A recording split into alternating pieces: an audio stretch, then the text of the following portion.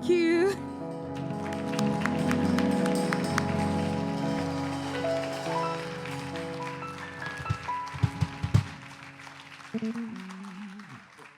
Angela Makholwa from South Africa, Praba Moodley from South Africa. The session would be facilitated by Shafinaaz Hassim. If you could just please come on stage and share your books with us. Thank you.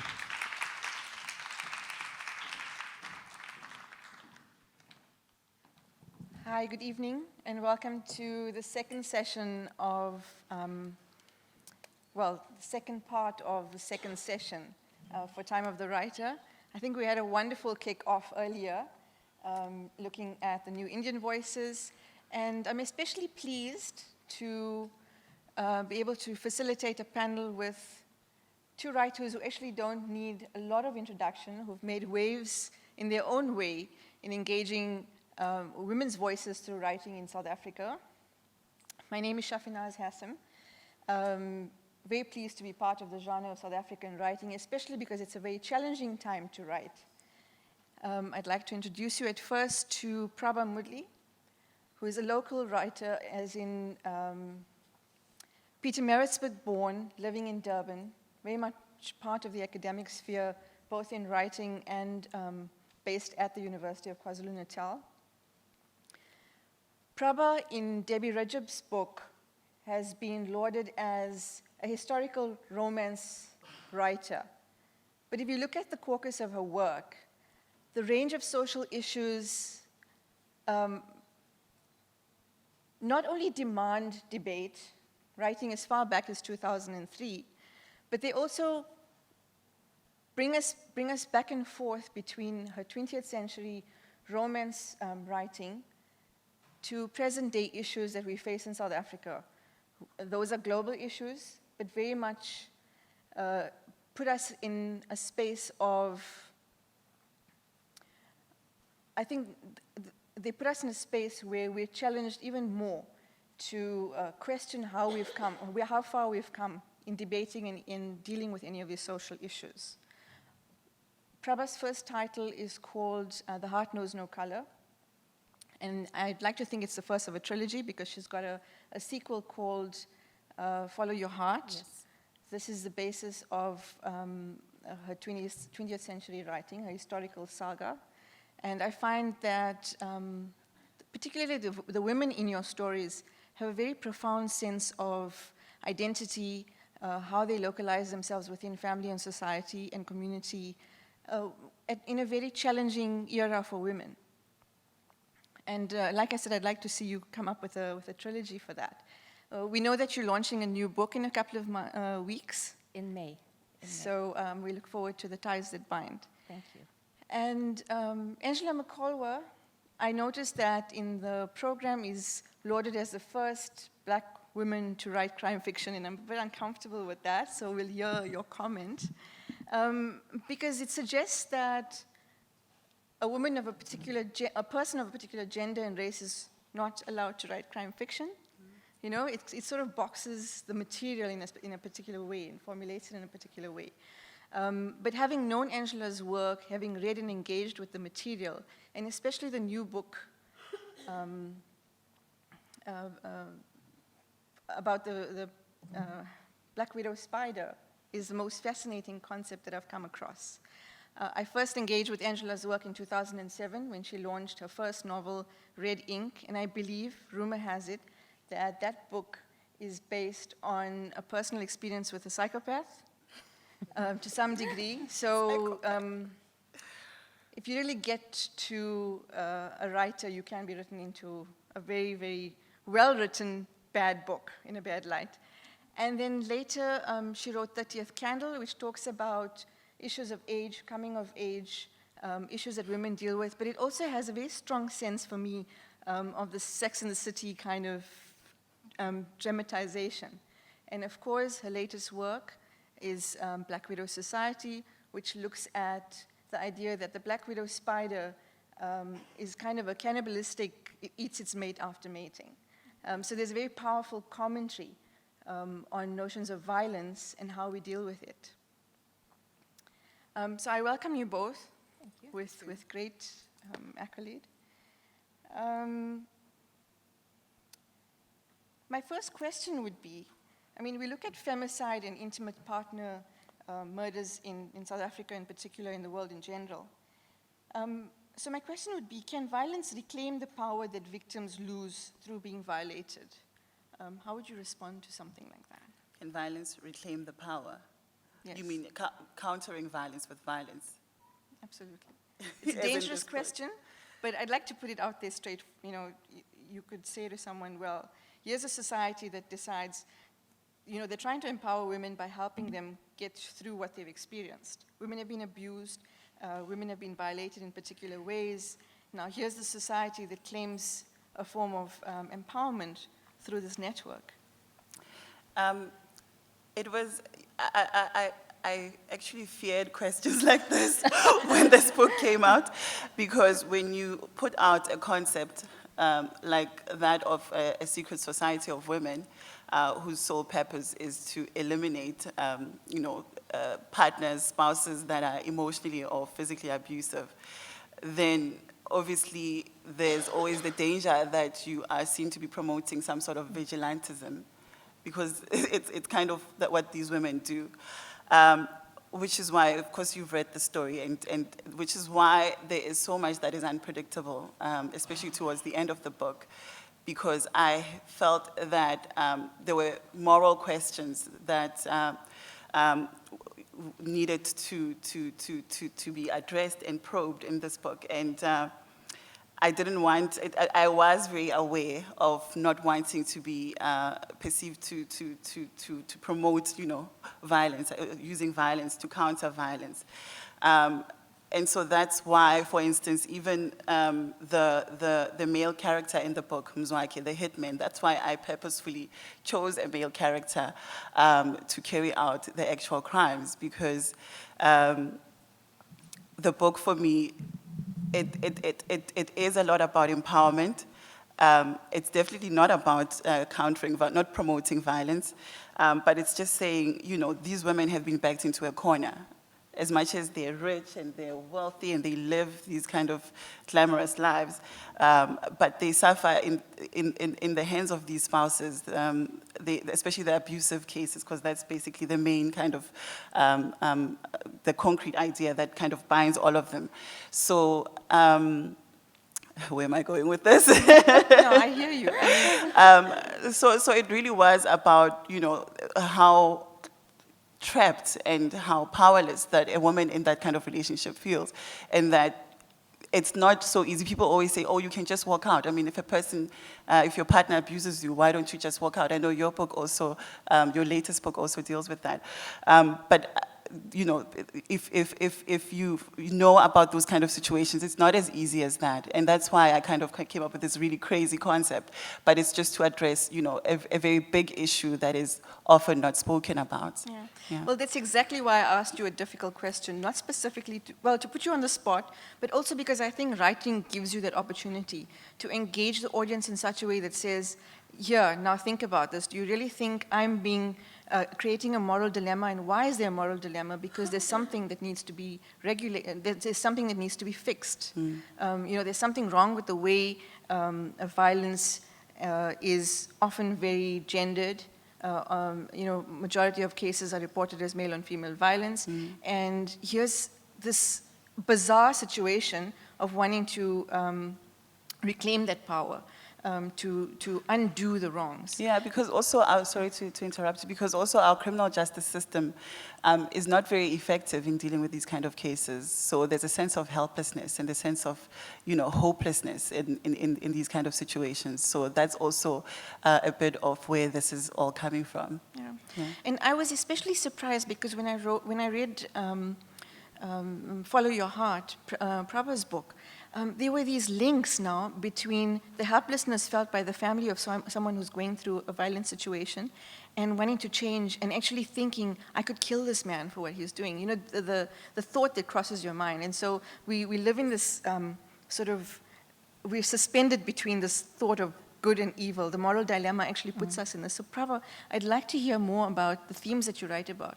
And also in comment to what Angela has brought up about forms of social and legal structural justice that aren't accessible to women, both when you write about it in the 20th century and when we talk about the 21st century. And we'll talk about more contemporary issues in terms of that as well. The issues that I bring up in my books, the everyday issues, people experience it as Angela just explained. Can you hear me? Okay. Sorry. And yes, in society, we have grown up generally in a good family environment. You are brought up with certain principles and certain morals. And then when you're exposed to this other side, the dark side, I call it, to life, the realities of what goes on, if you're experiencing abuse, as you explained, you wonder what is going to happen. Who can help me? Who can rescue me? What do I do? And through the writing, it's not solutions that we offer in terms of killing somebody or getting rid of them, but it makes it important for you as a reader to be able to identify and say, hey, this is happening to me, and what is going on in my life? It's things that I write about so people can learn, identify, and find a way and a solution, a good moral solution if they encounter a problem. Not an immoral. Like the good moral solution. Don't look at me for that one. Yeah, because I think I understand where Angela got nervous about. We don't promote the violence. I think it's the writing highlights what happens that people don't want to speak about, don't want to acknowledge in public. I think that it's interesting to have the two of you side by side on this platform because what you have is you're trying to address these issues in a way that's not prescriptive, but you're providing solutions through your writing in a very elegant way, and I loved how you did that. And then Angela is going for the kill and saying, what if? What if there was this powerful society that eliminated men because the justice system doesn't provide that access? And I'm sitting here and saying, well, what if? What if it wasn't such a big issue to say, well, you can actually go and seek advice and service delivery, for a price, a service cost, and you're sorted. And you know what's fascinating, even more fascinating for me is when I read the story, I live in Johannesburg, Angela lives in Johannesburg, the story is written in an office block, they operate out of an office block in Johannesburg, and while the whole idea is fictionalized, these are very authentic, very real characters that you could bump into in Killarney Mall or Monte Casino or whatever the case might be. And this actually plants this idea in your head that says, what would bring us to the point where such a divine society actually formed to exist? Are we actually saying that we will fight violence with violence, or are we saying, people wake up and actually think about this, that these are perhaps extreme measures for extreme times? So it's the question around what's prescriptive about writing and what actually engages thinking in how to change a situation in often drastic ways. I also find Mzwaki extremely interesting because he's very happy to be part of a society that empowers women. So he's a very fascinating, powerful character for me. And I see that in Asha's brother as well, in Praba's book.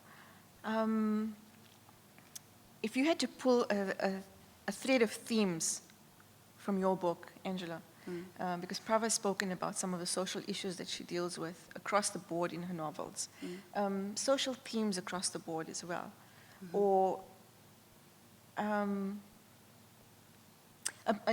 ultimate message that you pull through, your intention for writing these books? None Quickly. at all. No intention. That's impossible. After I've read such a powerful narrative from you, it's impossible to say none at all.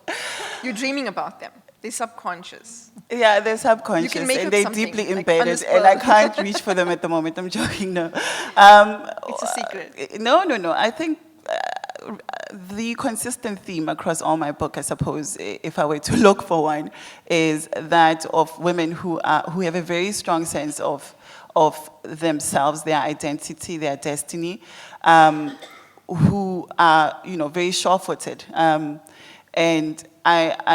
I think it's something that I appreciate being a woman living in South Africa right now, with all that South Africa presents, with all the crime statistics and the rape statistics and the gender violence and all of that. I still feel like a very empowered woman. I still feel that the country that I live in gives me a voice, not only as a writer, but just as, you know, a mother and just a businesswoman or whatever it is that I am outside of writing.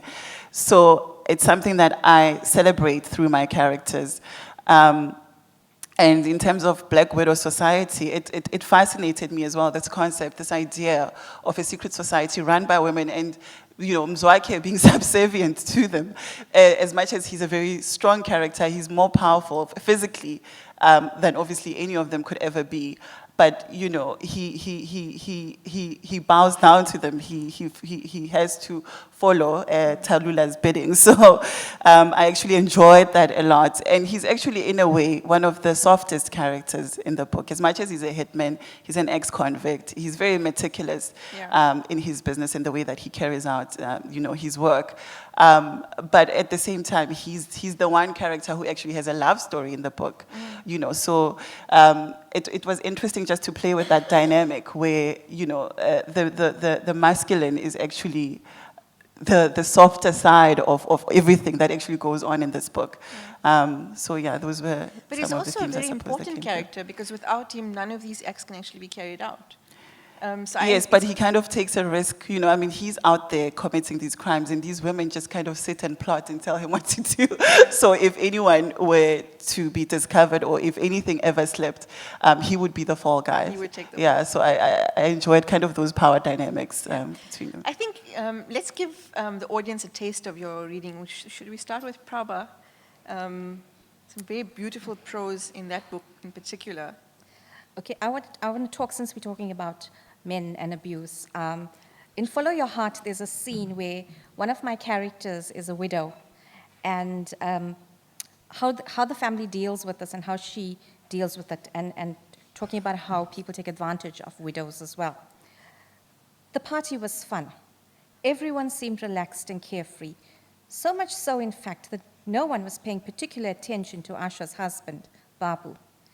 He had just poured himself yet another drink when he spotted the young widow making her way back to the kitchen, a stack of dirty plates in her hands. No wonder his mother-in-law was eager to have her sent away, he thought. She is trouble. Babu had carried his own liquor to the party, for he was well aware Himmat did not encourage drinking. The Harilarkans were too boring for his taste, he thought, as he salivated at the idea of what he would like to do to Rohini in private. With a glass in his hand, Babu staggered off in Rohini's direction. Rohini was forced to stop in her tracks as Babu stepped in front of her, dangling a glass in his thick hand. "How's the beautiful widow doing?" he slurred. "I see you have decided to come out of mourning." Rohini stepped aside, but Babu moved quickly to block her path again. "Don't you think Asha is ready to leave?" she asked quietly. "Asha, give me a break. You know when I'm ready," he stammered drunkenly. She'll know when I'm ready," he stammered drunkenly, swaying towards her. "Now, tell me, who has been keeping you warm at night this last year?"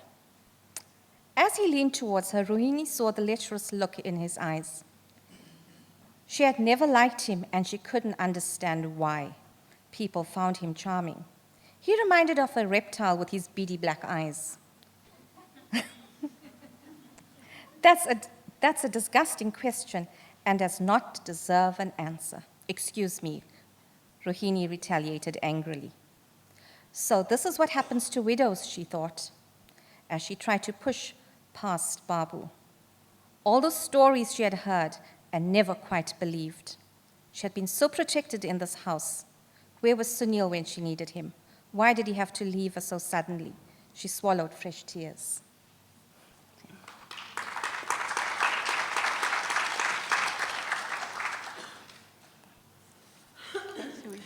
I'm going to read from a chapter entitled Beautiful Woman, Fatal Consequences. What does it say? Sorry, I forgot. Let me just double check this chapter. Beautiful Woman, yes, Fatal Consequences, sorry.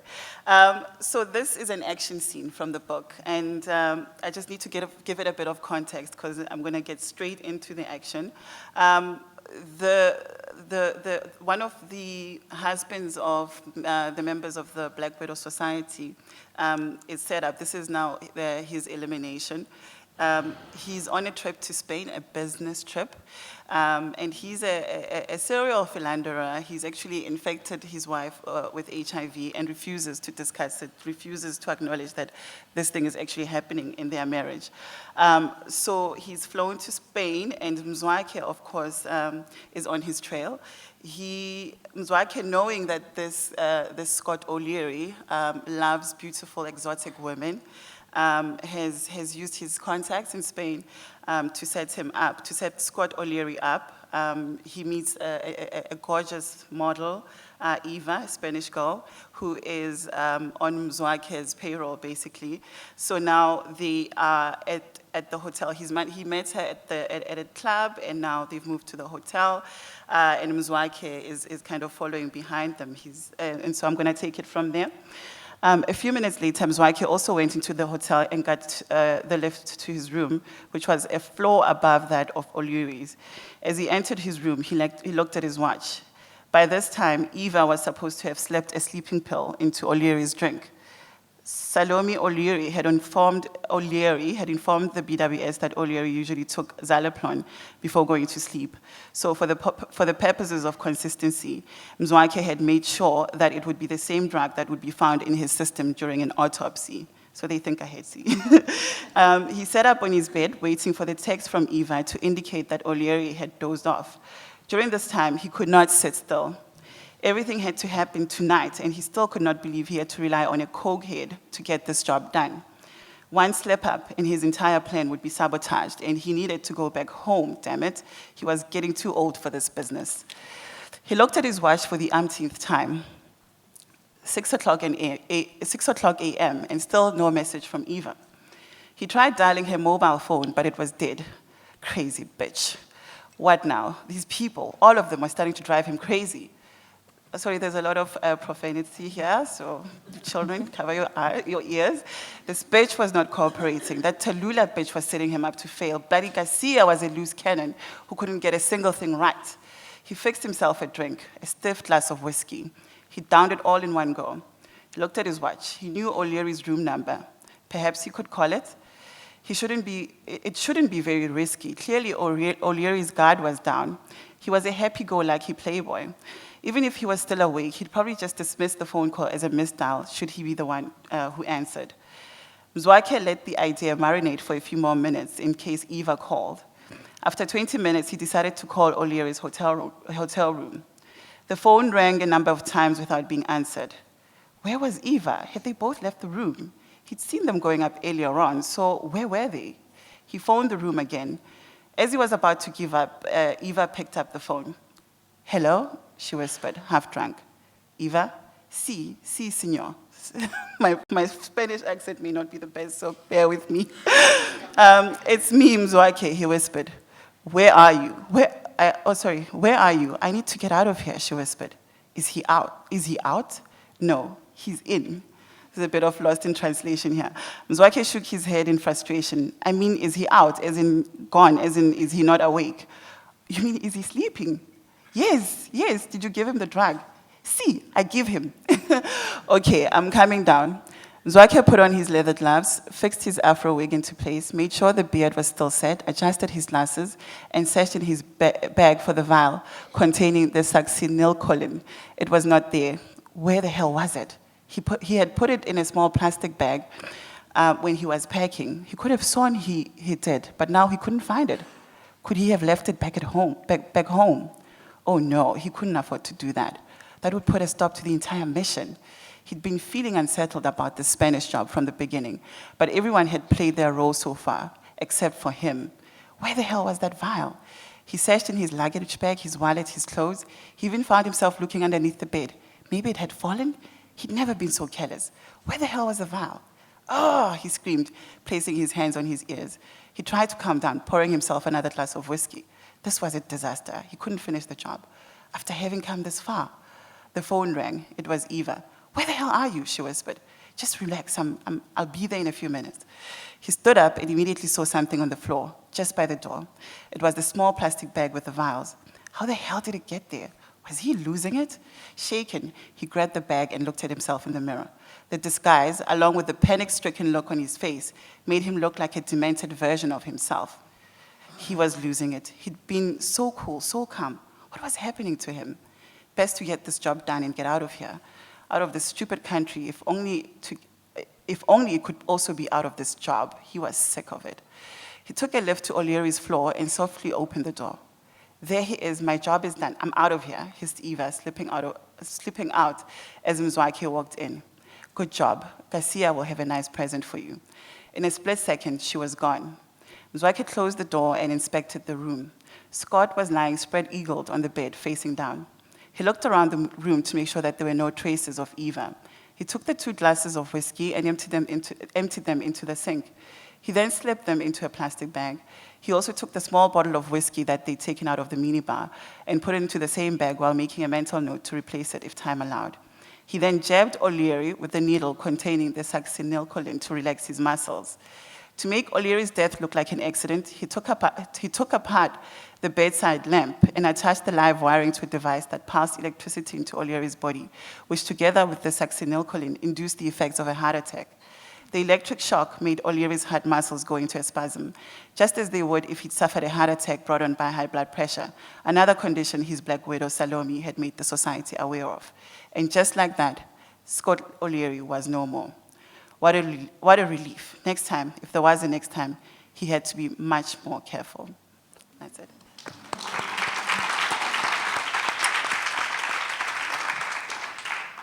And so the first question after you've read that on the tip of my tongue is how to execute the perfect crime. How do you come up with this? If I told you, I'd have to kill you. I'm joking. No, I'm joking. I think I'm pretty safe. No, I mean, of course, it's a lot of research. I had to, if you had to look at my web browser during that time, it is so shameful. My poor husband was not sleeping properly because he was thinking, what the hell is this woman planning? So, no, you do have to. He's okay, right? No He's heart all right. palpitations, no... Nick, is he okay? Okay. You were with him last night? You We have have proof? Yeah, no, he's okay. Okay.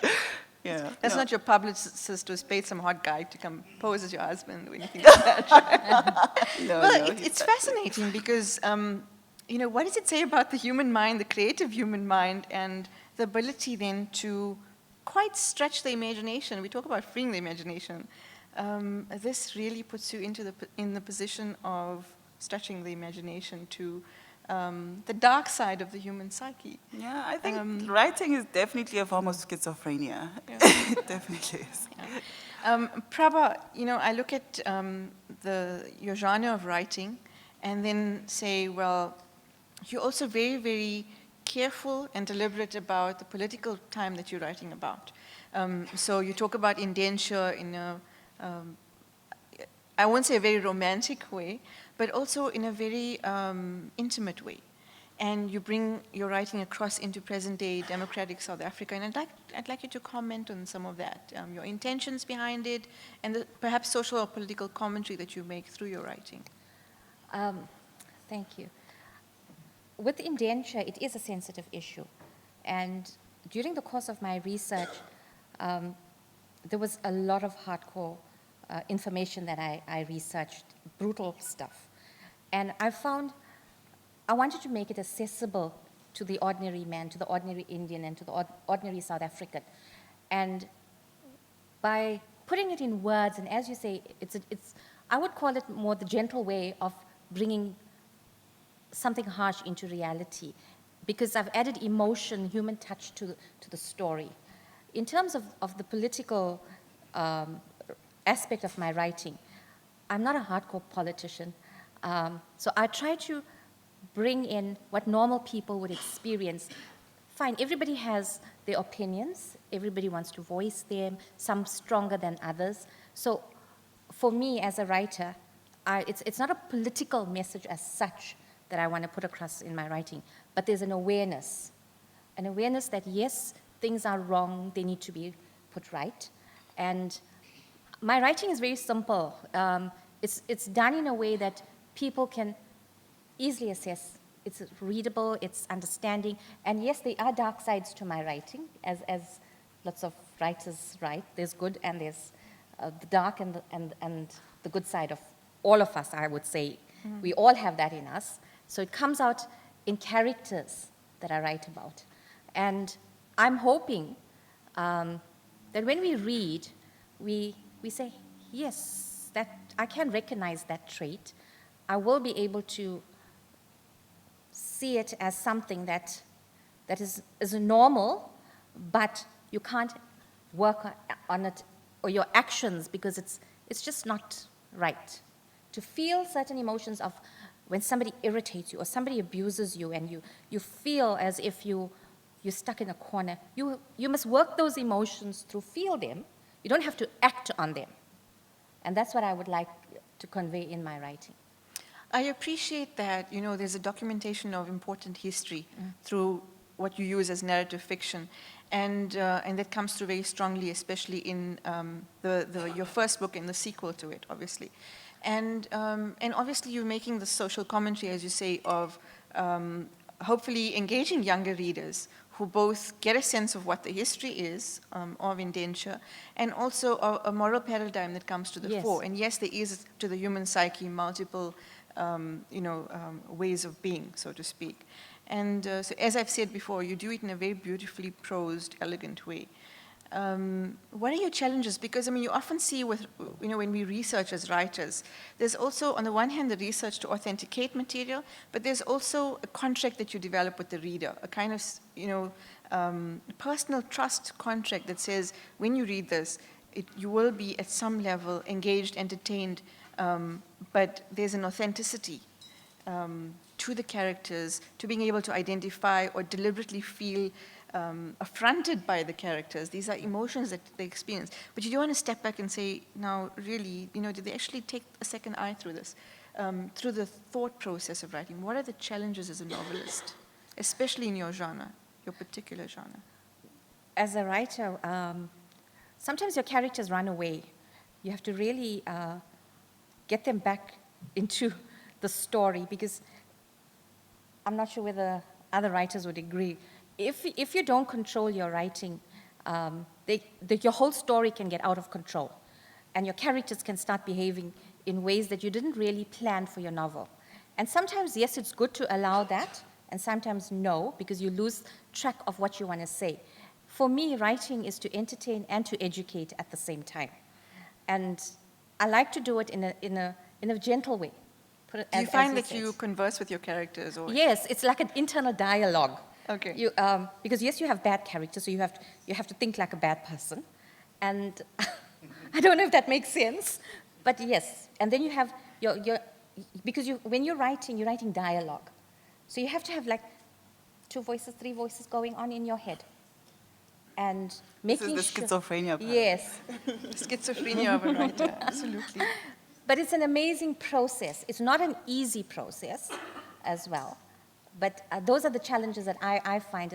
And what helps is keeping little files on my characters so that I don't lose track of their personalities as such. Because you're creating, as you say, you borrow from real life situations, but you're trying to be original in your characters through fiction. So that for me is quite a challenge. And 4 novels later, I would think you have perhaps a method that works for you. Yeah. Advice to aspiring writers, both young and young at heart, because that's the major question you get asked. How do you become a writer? What would you say in terms of plot, method, and character engagement? For me, in terms of a story actually starting, interestingly, you pick up on little bits of conversations or an article that I read, something interesting that's happening in society as well.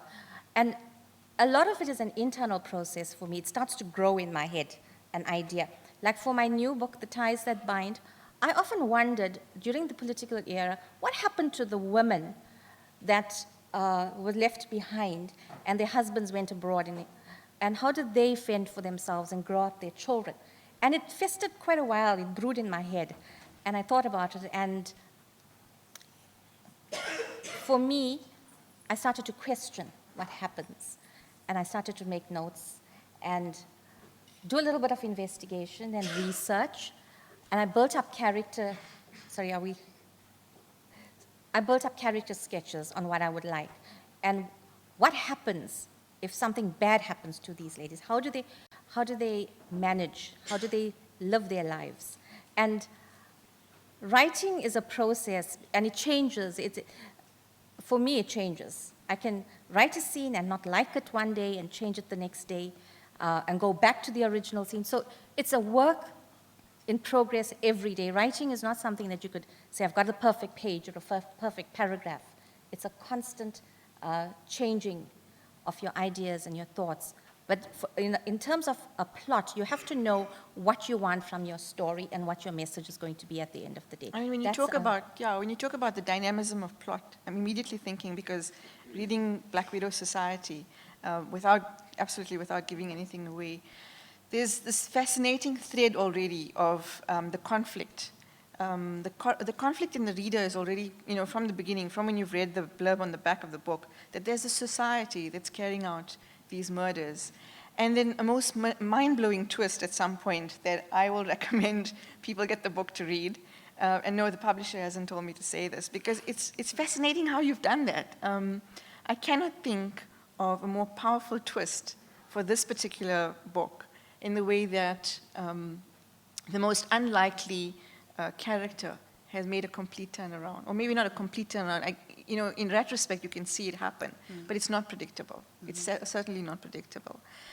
Would you say, Angela, that crime in South Africa makes for the perfect setting for crime fiction, on the basis that we're actually, it's social commentary on how we have, in some ways, naturalized crime? I think crime in South Africa, it's actually strange to me that we don't have more crime writing in this country, given, just our newspaper headlines on a daily basis. Yeah. And I think that when you write crime, people always say to me, "Oh, but you seem like such a nice person. Why do you write such dark topics?" And I think the reason that the part of it has to do with, well, first of all, trying to just kind of understand, understand the motive behind somebody committing acts of crime, and also through a book, you containing something that is so fearful, that is out there, that is kind of this malevolent force that's out there every time. Like, as a South African, you don't know what could happen. You could be going to visit a friend. You don't know what would happen, whether you'll come. I mean, it's not that exaggerated, but it's the kind of statistics, the kind of stories that you read every day. They are so, you feel so gutted and so helpless, again, that feeling. And through the writing, it's kind of a cathartic way to control, to try, kind of make sense of it and try and control this world that that you really don't have any control over. Yeah. Well, I mean, let's look at the example of Shreen Divani bringing his bride out to South Africa, because it's the perfect plot, and this is not fiction. It's almost as though he figured, and a lot of the way Zwaki carries out his murders is clean and, impossible to tell that there would be some kind of backtrack to say this was actually planned and premeditated. Yeah, and I think also because our police system, they try, obviously, but it's not the most... I'm trying to be politically correct here, please bear with me. But I mean, crime scenes get tampered with. Yeah. There's not enough investigation. There's not enough resources. There's not enough commitment. There's not enough passion for the job. And so that's why I think a lot of the crime that happens in this country, it feels so, uncontrollable and uncontrolled, And that's why I think so many South African citizens feel so vulnerable most of the time, I mean, right now we've taken the world stage with the Oscar trial, which is massive media hocus pocus as well. And just that it's put femicide in the spotlight, rightfully, but also in a way that has, in a very frustrating way, shown problematic issues with our justice system. So you're talking about crime scenes that are tampered with. You're talking about an audience that's looking at this, layperson audience. You don't even have to know much about the law to look at it and say, well, what's really going on here? Yes, you're entitled to a fair trial, but let's look at what's really going on here in terms of how our notions of crime in South Africa actually cover up and, I have to say naturalize the idea of violation, and what's really going on in terms of both the media trial, the social trial that's going on behind the scenes, and the tempering that has affected a lot of the evidence as well. Yeah. So another dangerous question, as you've become used to by now, is there an economics of justice in this country? What would you say to that? I mean, I think that each of you could take a moment to reflect on that. Well, we all know that just opposite the Oscar trial is another trial, very similar, almost identical story, but it involves a black man and a black woman, and they're nobodies. They don't, they're not famous. We don't know them, but he also killed his girlfriend, and he's probably more likely to be sentenced, probably according to the crime that he committed. And of course, all eyes are on Oscar Pistorius with his high-profile, high-powered legal team that asks very strange questions. But that high-powered legal team that asks strange questions may be able to deliver. Well, and obviously the case is sub judice. He's guilty until, he's innocent until, he's guilty until proven, he's innocent until proven guilty. But the likelihood is that, the sentence that will be meted out to him, it would be a much lighter one than the one that's happening just opposite him. Yeah. I mean, before Praba's response, it's just that here's a typical example of the light and darkness of the human psyche, because Oscar is the epitome of the amazing potential of a human being to reach, without, so-called without being an able-bodied person, but he's reached beyond what an able-bodied sprinter would have in the sports arena. And now we're sitting here thinking, is it possible for this ultimate hero to have engaged in the probably darkest act of his life? Praba, in your novel, there's also a kind of reclaiming power, as in Black Widow Society, but in this case, not for monetary gain. Black Widow Society is a sort of this economic, corporatized service provider. And in yours, it's very much reclaiming power from a very different perspective. So when I talk about, is there an economics of justice? I think when we deal with human beings, it doesn't matter whether you belong to a higher class, or a richer class, or a poorer in a social context. We all have the same needs and we have the same rights. And we all deserve to be heard. So I think when women, I'm going to talk about women abuse here. When women are abused, it doesn't matter whether you're carrying a designer handbag. The fact is, there is an abuse going on. And in society, we need to allow for that to be shown, and it has to be addressed. And I don't think whether you have money to get the best defense lawyers or not should affect the end result. I think if there is a crime that's being committed, the penalty, once charged guilty, should apply across the board.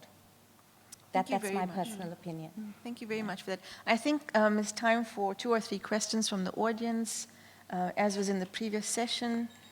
I'm sure that the conversation has brought up a lot of questions in your minds. Please raise your hand and a mic will be brought to you. Are we on? Say that. For Angela, the concept of the hitman is a given in movies and crime thrillers, but I'm thinking of the other. And what about the concept of the hit woman? Had you ever given a thought to it as a counter, and how would you have structured it, and particularly in a South African situation where you've got choices of different women in different settings and so on? Your comments. When I write the black, what would it be? Widower Society. I'll get them a female hitman. Don't worry. Yeah, because I thought the revenge might be more sweeter.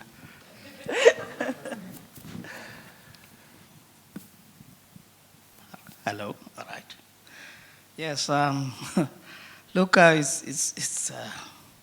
everyone knows that in the country that the statute speaks very well in terms of human rights, but it's also written out and understood that when it comes to matters of addressing your grievances and your rights, the resources play a totally different ball game.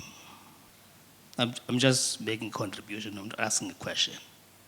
It's just understandable in terms of legal aspects when you are pursuing those matters. Thank you. It's unfortunate, but there it is. It's a comment if you want to add to the...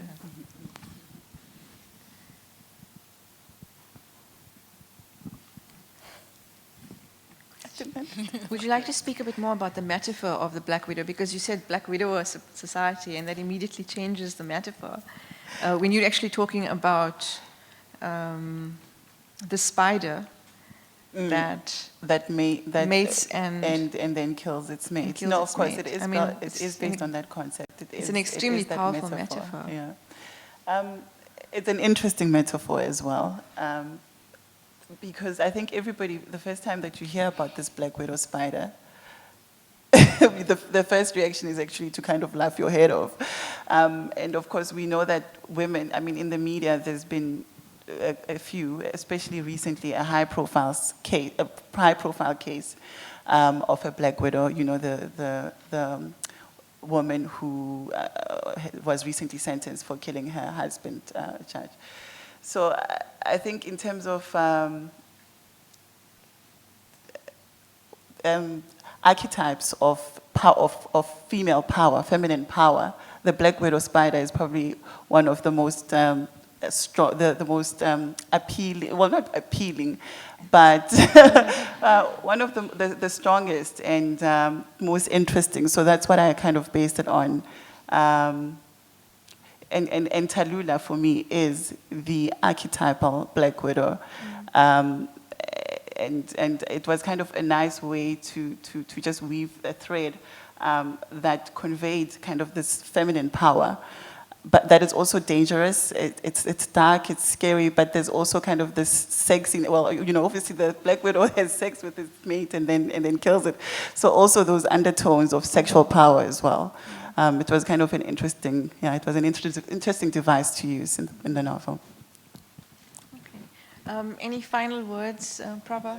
Sorry, we have a question. You have a question? One up there. We definitely have time for a question. Sure. Yeah. We've entered our 20th year of democracy in South Africa, and yet the rates of gender-based violence in South Africa are one of the highest in the world. I'd like to hear your thoughts on why you think that is the case. Is it that we, as a post-apartheid society, haven't recovered from the violence that we experienced under apartheid? And what are your thoughts? I mean, in terms of, as writers, you give voice to some of these issues.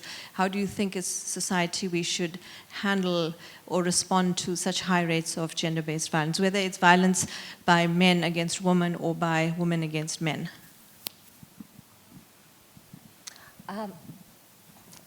Personally, I think we need to make a stand and say enough is enough. And through our writing, I find that's the only way I could express how I feel. And yes, we need to make it very strongly known that it will not be tolerated.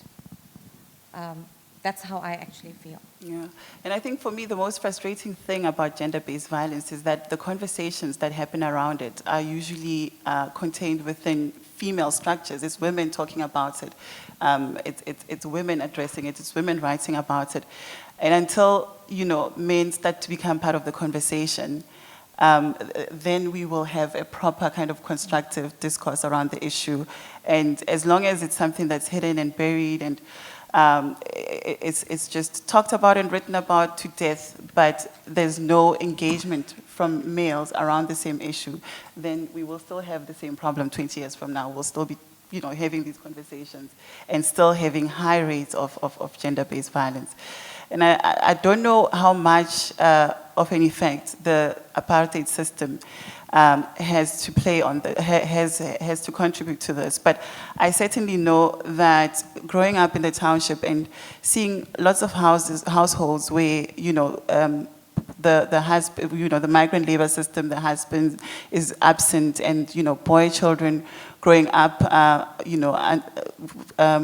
with single moms, or the frustration of black men who would come from work where they are made to feel like they are nothing, and are treated like boys, and they come home and want to assert their masculinity and also vent out their frustrations, and sometimes doing it in a violent way towards, the person that's actually trying to help them to bring together the family.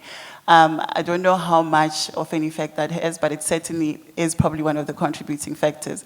And so people who come from families where domestic violence is rife, men usually, even though sometimes they actually set out to not become like that, to not become that man, they usually end up being that man.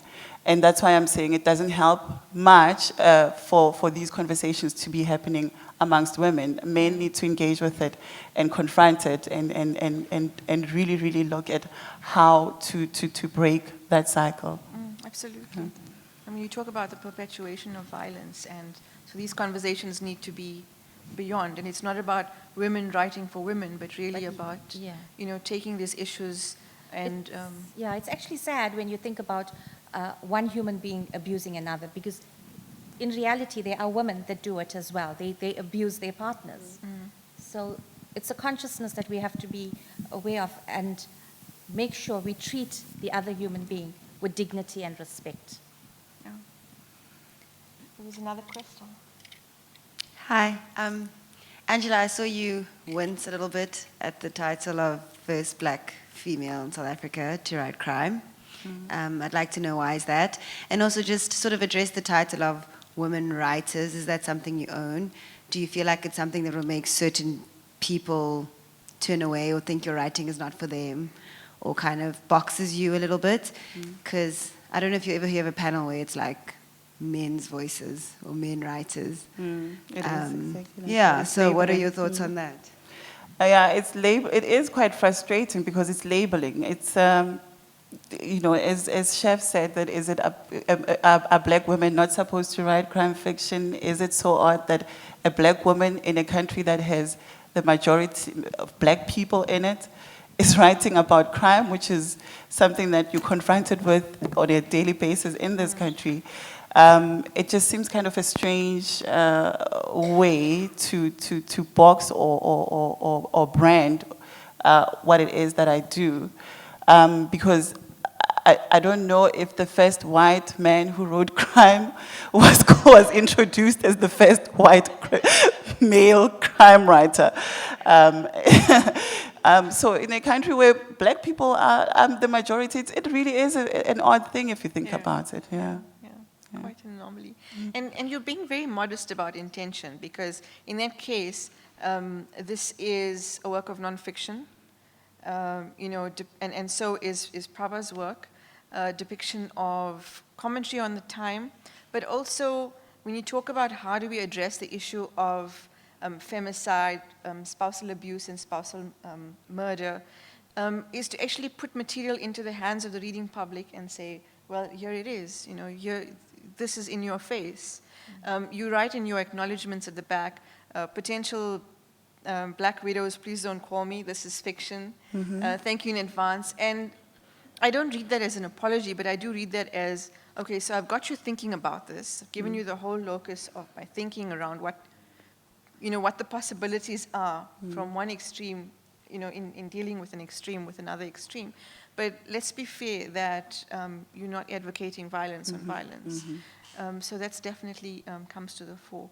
And as I said, huge appreciation for the historical documentation through beautiful narrative on the part of Praba. Was there another question, perhaps? We need a mic, please. While we're waiting for the question, I'd just like to add that writing my novels, I've actually moved progressively from indenture down to democracy. So I would like to say we carried a journey. I've written, my writing has traveled throughout the times. And my latest book, I'm hoping, is in a more modern setting. So it'll bring a new light to my writing, especially if the readers are used to the old way of looking at my period writing. This is a little bit different. Okay, I'm glad to hear that. I mean, it's interesting how identity obviously is located within a social and political setting, and so the commentary is there. The question. Yeah, hi. It's sort of three questions in one. Books like that gives women strength should really reach the rural areas too, right? And my question is, do they reach the rural areas? And if they do, are they able to understand it? And third is there something you would like to do about it, for example, to reach the rural area where the women actually need a lot of empowering, to trust themselves and things like that? Okay, thank you for that question. I'll try and answer it as well.